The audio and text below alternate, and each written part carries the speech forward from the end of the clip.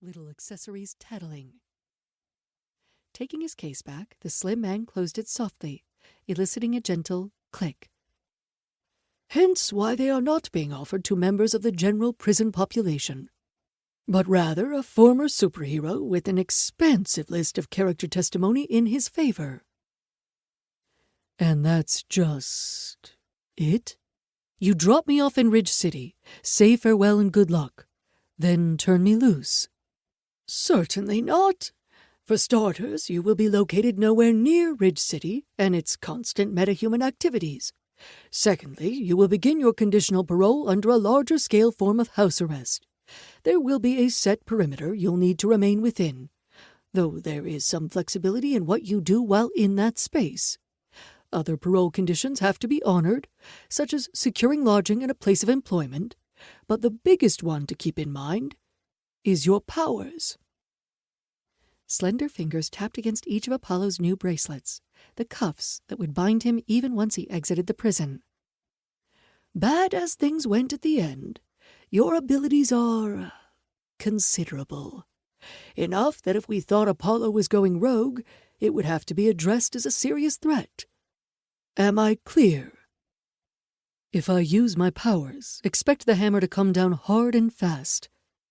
Apollo wriggled both of his wrists, pulling them away from the slim man's reach.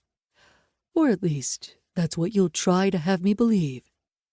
You don't think we can... Forget think. Let's stick with what I know. Apollo smiled, and suddenly a bit of that old confidence was back. Like that I know, the government doesn't have any metas on their payroll that can stand on even footing with the Champions Congress.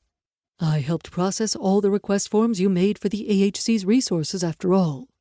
So then, the AHC would act as the enforcers, except I'll be rated as a high-level threat. That means only one of the big three can safely be sent out.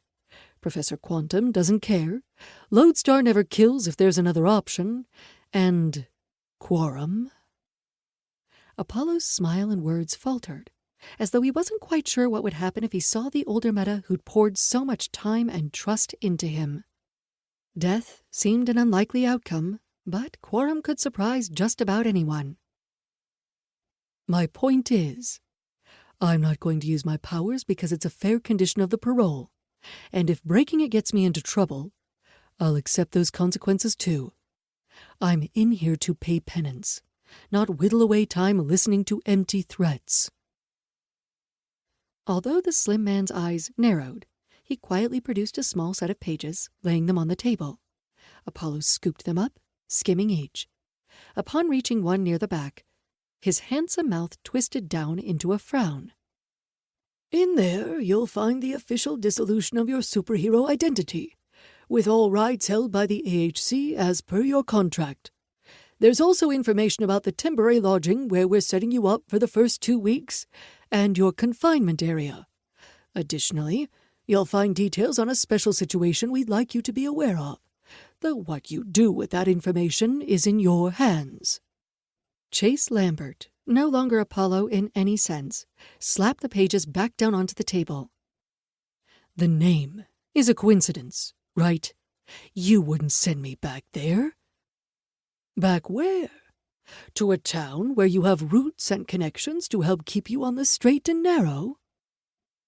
Leaning back in his chair, Chase idly scratched at the bracelets. Why couldn't they have lashed him with full-body restraints or just let him stay in prison? Anything had to be better than going back to Durkinville. From the breast pocket of his brown suit, the man produced one final paper, sliding it softly across the table. There is also one additional catch, a matter we could use your input on, one where you are specifically qualified to offer perspective. With a weary sigh, Chase flipped over the paper, curious to see what final surprise the man had waited to spring. 2. Durkinville was known as many things.